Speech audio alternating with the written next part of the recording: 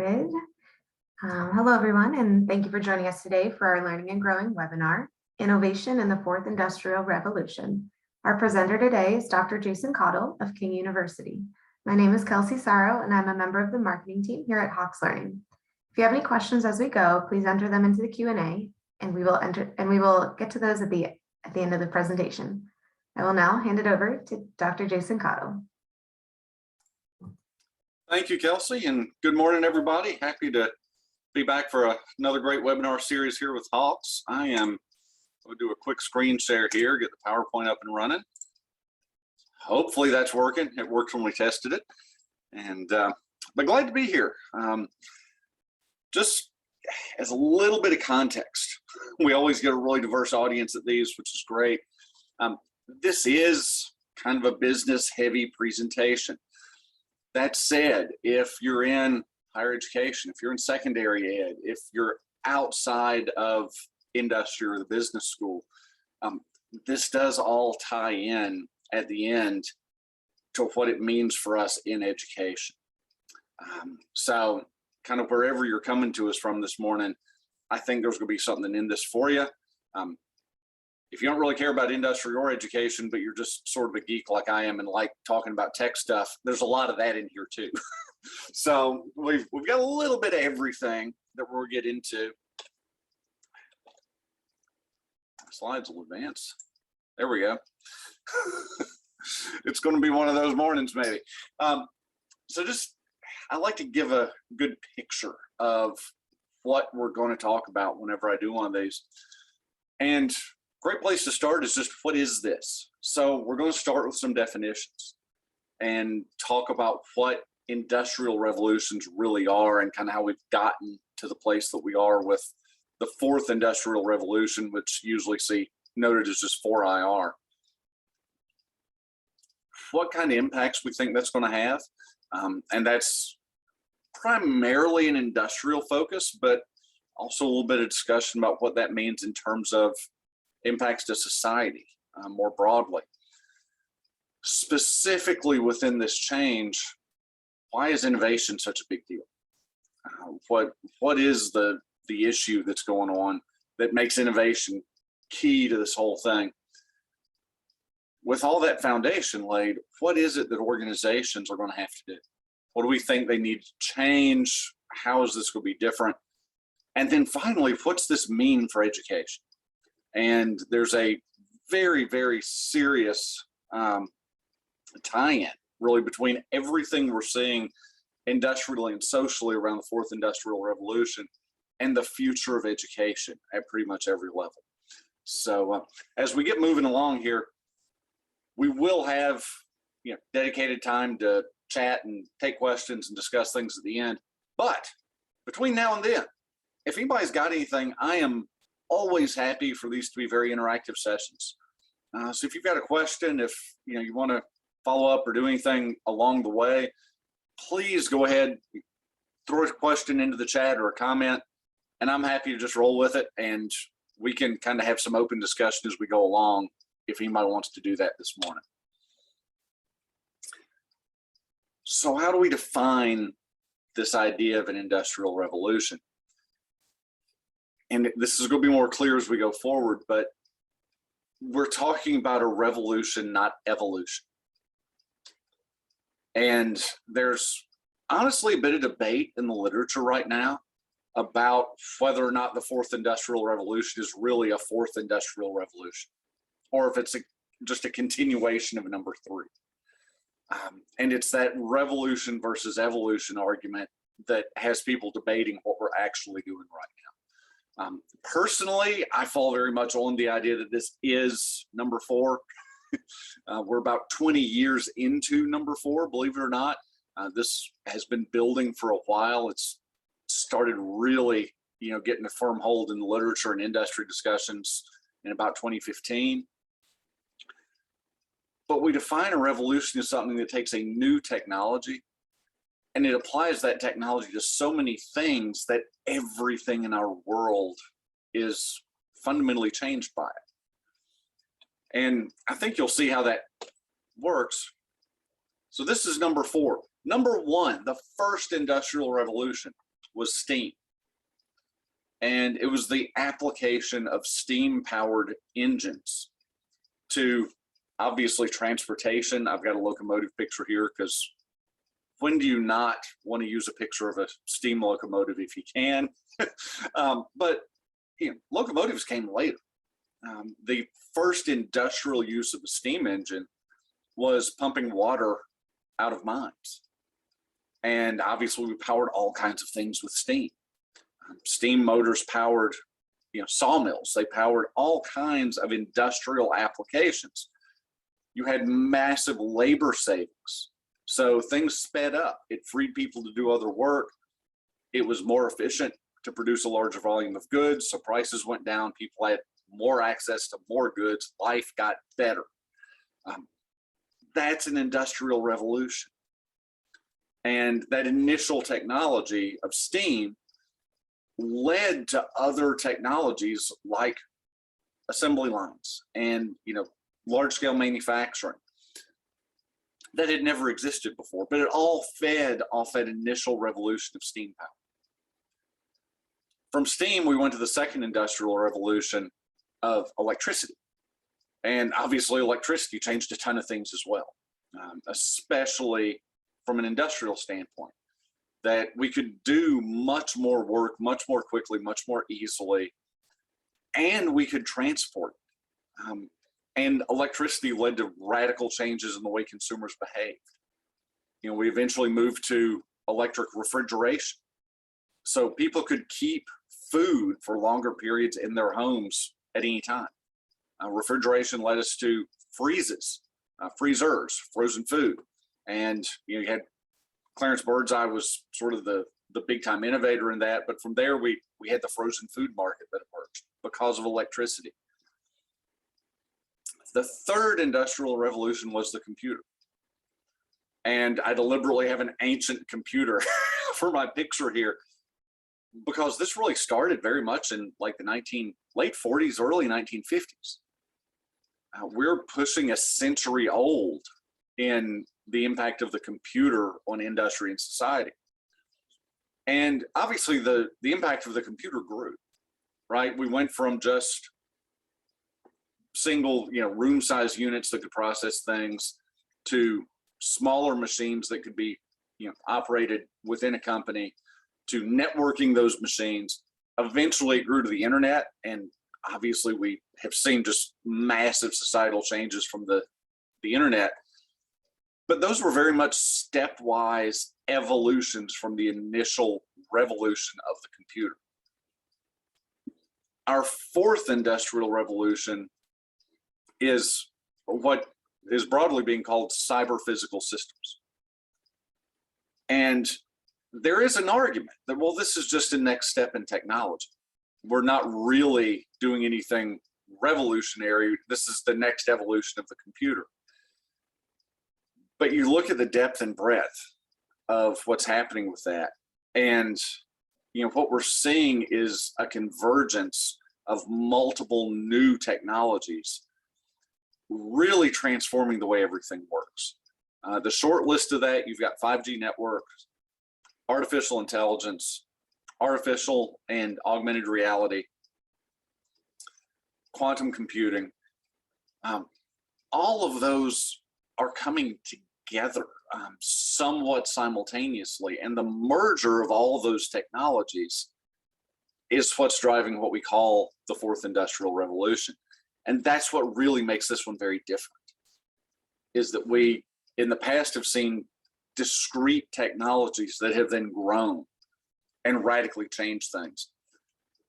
What we're seeing right now is an almost simultaneous appearance of multiple technologies that are all going to work together. And it's that combination of factors that we're going to see kind of repeatedly through our discussion today about what makes this special and different. So definitions are kind of all over the map right now. You get into the literature on it. We haven't firmly defined exactly what this is yet. I loved the definition that Brown had in their work. They're so incredibly honest. It's refreshing. And we don't know what it is or what it's going to be, and nobody can figure that out yet. I think that's pretty honest. It may not be the very definitive thing that we'd like to have, but I think that's the most honest approach to the fourth industrial revolution. We don't know yet. If I did know, I wouldn't tell you. I'd be, making proper investments in the market to capitalize on it when it happened, and keeping that to myself so I could get rich. We don't know what this is going to be. We have very good ideas, and some of those very good ideas about what it might be, Lee defined as the revolutionary change based on recent diverse technologies. That list of multiple things that I just mentioned. We've also got a look at that. It's cyber physical systems is the defining element of 4IR. Those are different, those two definitions, and yet they're very much the same. The change is driven by those diverse technologies. Those diverse technologies are what give us the capacity for cyber physical systems. So we've got an intersection of a lot of stuff, and the definitions somewhat reflect that. Speed and flexibility is very much at the core. And that's going to be a central theme as we get deeper into our discussion, is just how fast everything is going to get and how flexible the companies can be. With that speed comes innovation. Because companies are able to move so quickly, they're going to be able to innovate their business models. So we've got a very, very real strategy component to this. So what kind of impacts are we looking at? Everything is going to get faster. And we've already seen this. From a strategy perspective, we sort of know how to do the faster thing. And I say that because the only thing a computer does effectively is make things faster. That's what computers do for us personally. It's what they do for business. And I tell my information systems students, so I'm teaching our undergrad course in that ultimately you have to be good at what you do. It is human competence that makes decisions and makes business effective, makes organizations effective. What you don't want to do is use technology to make stupid decisions more quickly. And that's entirely possible. The computer is an accelerator.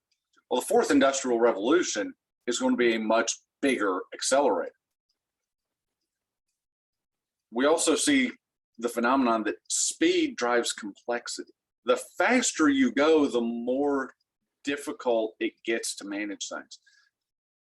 That complexity makes the job for the humans much more demanding.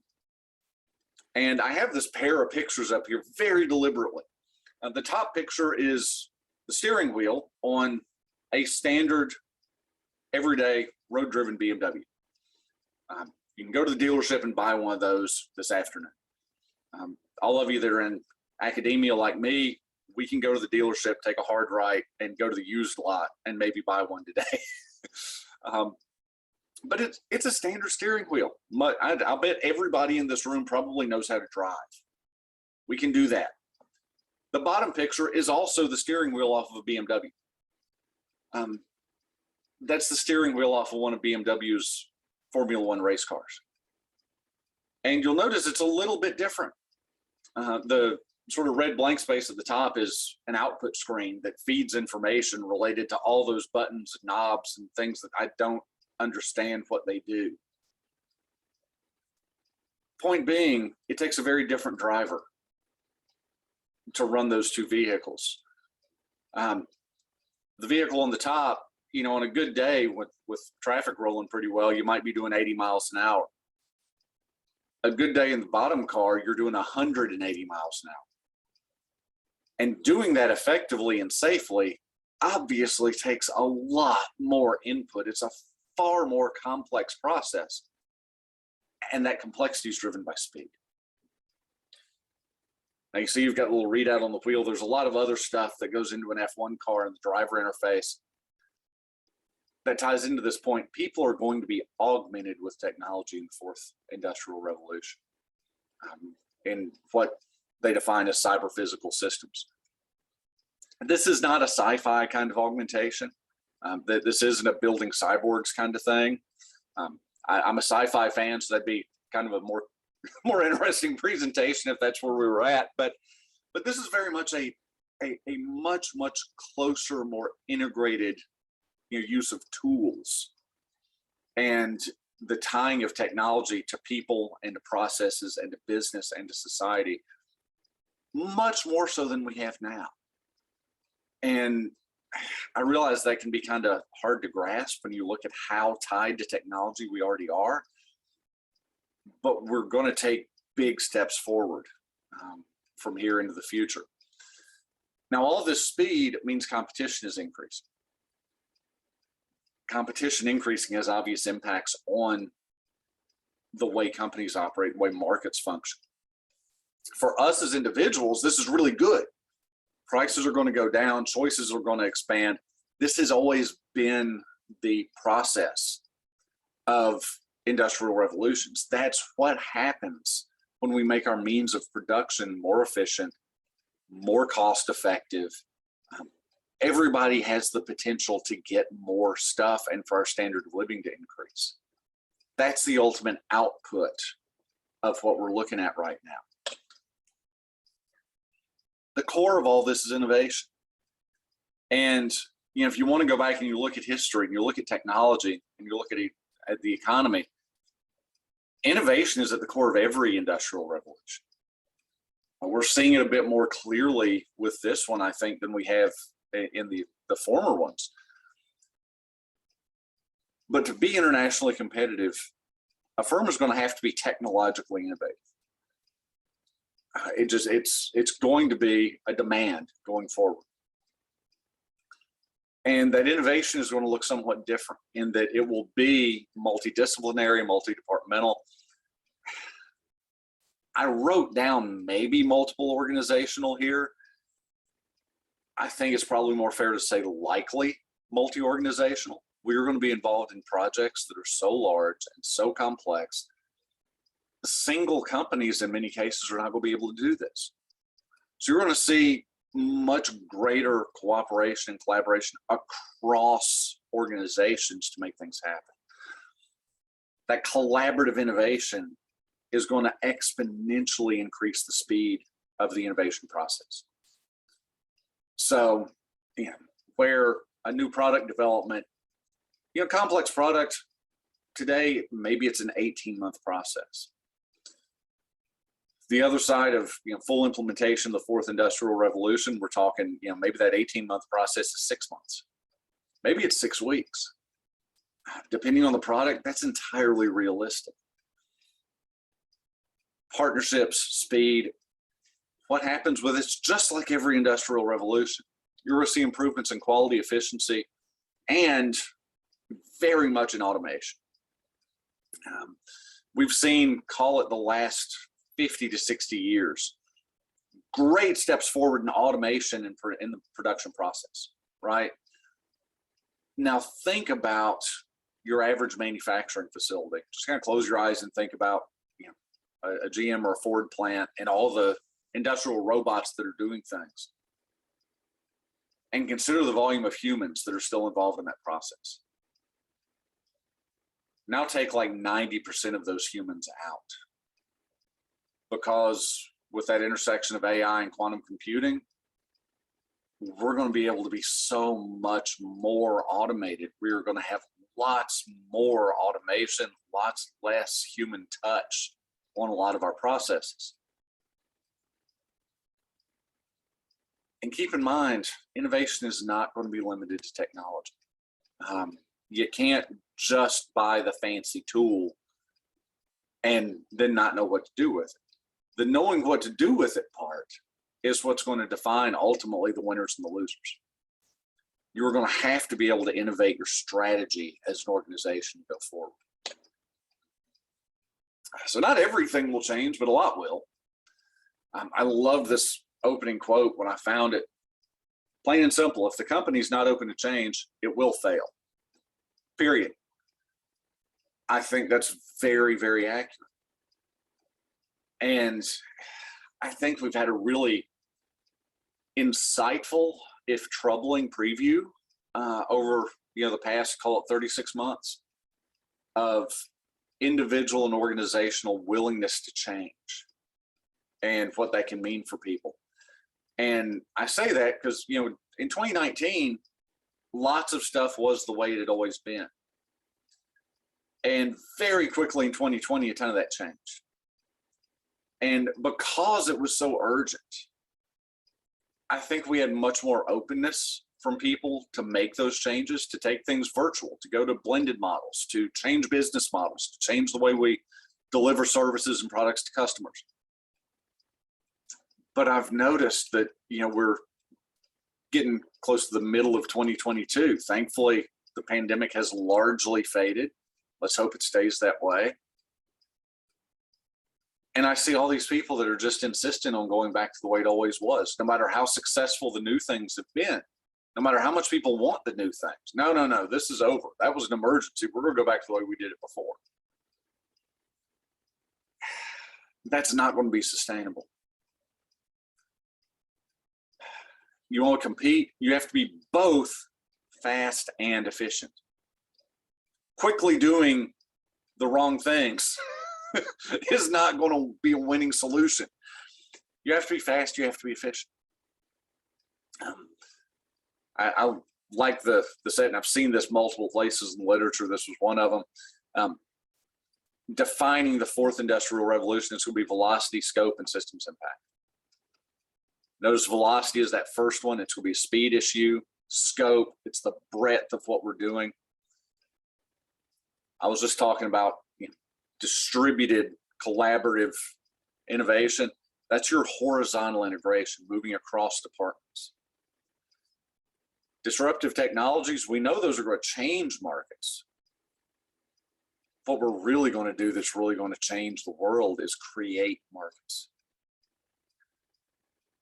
Competition for talent is going to keep increasing. That's going to be a big part of our close here in just a minute. What's not going to change?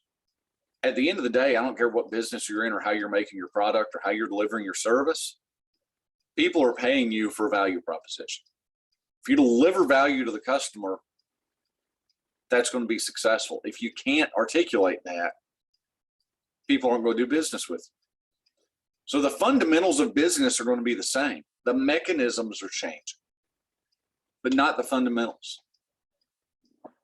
So what's all this mean for educators? Being a university professor is what pays my mortgage. So I'm always very interested in what all this business stuff means for what I need to do for my job.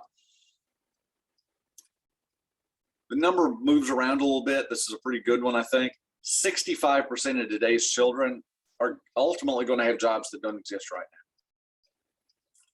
now. The kid in our life is 17. She's leaving for college in August.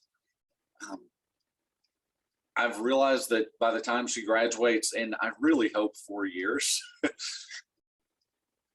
the job market will be hiring for stuff that isn't going to exist next month when she graduates from high school. It's that fast. Because we are going to have skill shortages. We have skill shortages. They will get worse. Because of that, there's going to be a lot of competition for people. And this next point, I think I was aware of it. Reading it was kind of a shock, even though I knew. It's entirely likely that access to talent is going to exceed the need for capital as a critical need for companies. So rather than going out and raising the money first, you're going to identify talent first. There's a very real potential for that. That's going to make firms ultimately choose, do we chase and compete and pay and bonus and do all these things to hire the talent? Or do we hire potential and develop the talent? There's enough of a shortage, you're going to have to develop it somewhere. Companies aren't going to do that effectively internally. They don't now. That's unlikely to change. We're going to have to see much closer partnerships between education and industry than we ever have before. Part of that is that trainings will be continual. the model that's existed a lot of times, even up today, of you finish an undergrad, maybe you get a master's degree. And by 26, 28 years old, you're done with school and never go back. People are going to need to retool probably every 5 years or so. That's not going to be a degree model. That's going to be an intensive 3, 4, 5 courses over the course of maybe 6 months. And a few years later, they'll come back and do it again. The institutions that are proactive, the schools that are going to take an early lead in this market and identify it and serve this customer base, they've got an opportunity to really, really do well and establish themselves for the future. And I'm afraid institutions that do not capture that market, many of them, especially the smaller ones, I think are going to very much struggle to survive. So we're 25 minutes. I think I'm doing okay. I wanted to leave a good chunk of time here for open discussion. Please jump in, questions, comments, anything you'd like to discuss. I'm wide open for it. I've also got my LinkedIn address up here. Please feel free to connect with me after the session and follow up if you've got questions. If you're doing research and you'd like to have me as a 3rd, 4th, 5th author, I'm always happy to find new partners and collaborate and explore ideas. So whatever you'd like to connect with, please, go ahead and do that with me. I look forward to hearing from people. And at this point, I'll open up the chat window and we'll chat and Q&A and we'll see what people have to say.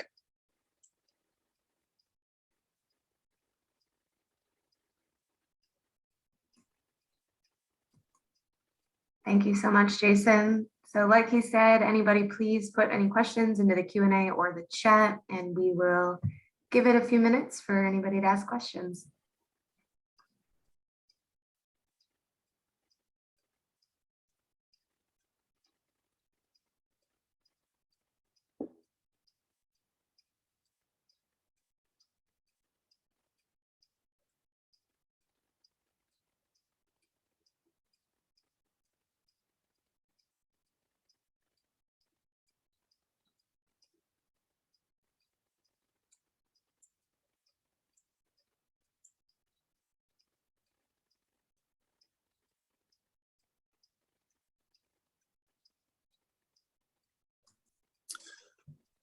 Okay, so quite a very good question. Where would we put the gas-powered engine in models of industrial revolution? Personally, I'd probably put that in the first. Because that came along really before widespread electrical usage, I think. A lot of that kind of happened at the same time, but I think there's a pretty strong argument that the internal combustion engine was effectively an evolution from the steam engine. And you look at historically, initially, the gas-powered engine just started taking over things that we had already been doing with steam engines. So for agricultural tractors, you replaced a steam engine with a gas engine. The very early automobiles were steam powered. And we went from steam to gasoline. So I'd very much put those in the first industrial revolution, personally. And thank you for the question. And we've got something in the Q&A window here. Seems psychology and understanding human behavior will be crucial. Yes, I completely agree with that. And I'm an old IT guy. I'm very much into the strategy and the operation side of things. That's my focus personally. But you look at, from a strategic human resource perspective, from a user interface perspective in my world, and we really don't know how human behavior and how work is going to change and how that's going to impact a lot of things. We don't understand it now. I don't think anybody firmly understands what social media has done to society. And we certainly don't yet understand what the pandemic and the isolation and the stress has done to society. although we're starting to see those outcomes, generally negative ones in the workplace with, workplace behavior and things like that. So yeah, I think there's going to be a very rich research field for people in psychology, sociology, those fields, for how the fourth industrial revolution is going to impact things, particularly in just the way people function as human beings. And I thank you for the compliment. Going back to our chat here, really glad you enjoyed it. It's always nice to hear that at the end of something. And I'm assuming a lot of you are in academia like I am, your colleges and universities. Hopefully we've got a little bit of diversity outside of that industry. And those of you that are in the United States, this analogy probably makes more sense than if you're international. But I often tell people that working in higher education is a lot like being in the government. We're just not that fast or efficient. People don't listen. People don't want to listen.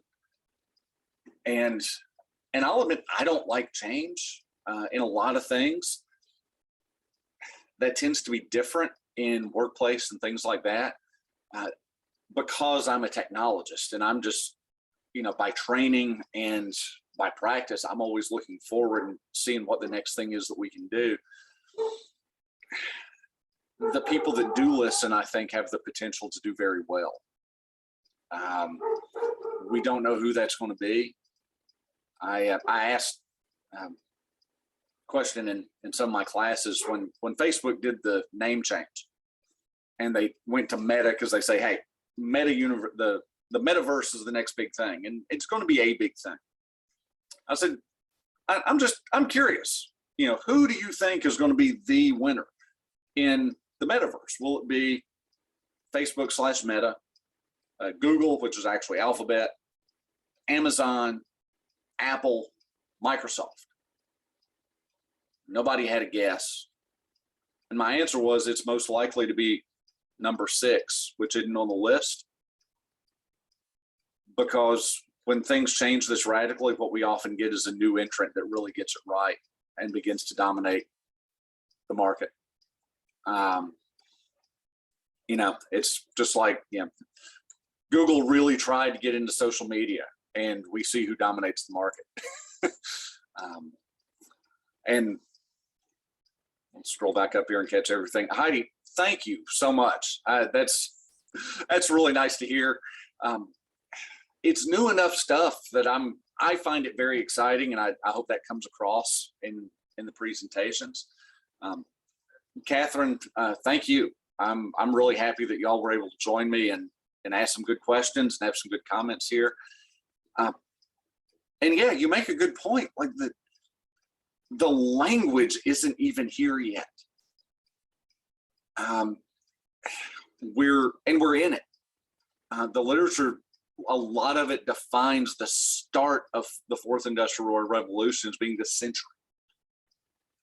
So we're looking at anywhere from 2000 to 2005 is kind of when the groundwork started being laid. It's 2022. We are literally decades into the process already. And we're not even using the language yet, broadly. It's going to have to change. And Catherine, on the Q&A piece here, I absolutely agree. Putting names on things matters. And yeah, Facebook, and I, from a strategy standpoint, personally, I think they're wise to be moving beyond their strict social media brand. They launched as social media. What they are is a technology company. And the metaverse, basically artificial and augmented reality, I think is going to be a big piece of the next revolution in tech. And if you want to have a piece of that, people can't see you as the old brand. We've seen that roll out the last few years reasonably effectively, I think, with Buick. that, you know, their whole ad campaign is around we're modern, exciting cars for young people. Because everybody in my generation, you know, Buicks were the boring cars that my grandmother always owned. And my grandmother always had a Buick. If it wasn't an Oldsmobile, she had a Buick. In my head, I don't walk out and think, man, I want something fast and exciting. I'm gonna go Buick shopping. So they're really trying to rename the brand. I think Facebook going to Meta has done that same thing. I think we're going to see the same thing with other companies going forward as they try to adapt, you know, to what we're seeing with a transforming market. This has been great. Y'all are a wonderful audience with really good things to say, and I don't know where we're at on the hard stop. So, you know, I don't want to run us over, but I'm happy to stick around as long as we have the room and people have got anything. My time's yours.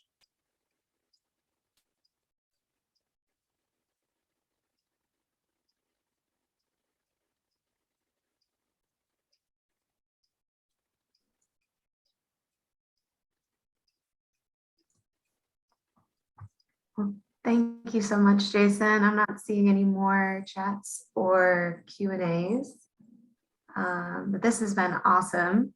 And thank you everybody for being so interactive today. I guess we'll just kind of wrap it up if you're okay with that, Jason. Absolutely. And everybody, Awesome. Thank you for being a great audience, taking the time out of your day, and the contributions. This is always better when we've got an active audience and y'all get involved. So very grateful for that. And, you know, please do, you know, grab me on LinkedIn, follow up with me, and who knows, maybe we've got a great journal article or conference paper coming out between us. That's awesome. And Kelsey, if I send you a copy of this, can you make it available to everybody? Absolutely. After this webinar, we will be emailing you a link to view the recordings of the webinar once it's available. And I can also link this presentation for everybody as well. Perfect. I'll make sure to get it to you. Awesome. Thank you. Also in the chat, if you or any of your other fellow instructors are interested in presenting in our webinar series, you can submit a proposal to that link that I put in the chat for you guys. And if anybody has any questions, you can always reach out to us at marketing@hoxlearning.com. And I hope everybody has a great rest of their day. Thanks, Kelsey. Thanks, everybody. Have a good one. Thank you, Jason. Bye.